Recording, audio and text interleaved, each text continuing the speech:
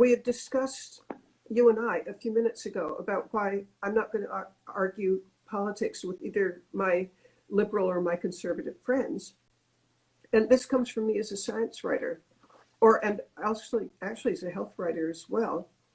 There's a man who won the Nobel Prize for creating the science of behavioral economics. And he says that the odds of getting somebody to change their mind on a deeply felt thing where their identity is at stake, the odds of getting them to change their mind through an argument, he said, are effectively zero. Yes. So there's actually no point.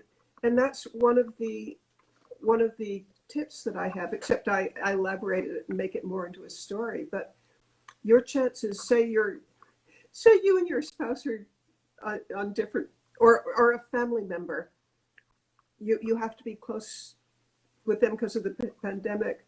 Right. Don't try to change their minds, because it is completely not just wasted time, but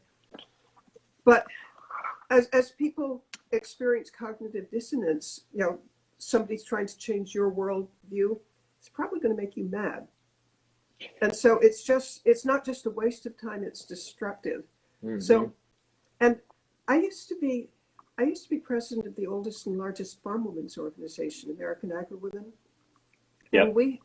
And we had a phrase, which I would generate it for the whole country and maybe the whole world, but with American Agri-Women, there are agricultural groups which economically are at each other's throats.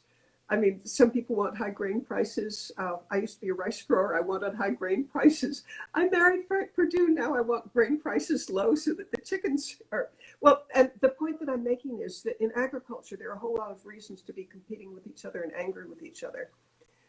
American Agri-Women flourishes because we have the phrase, and I believe we follow it pretty effectively, focus on what unites us and not what divides us.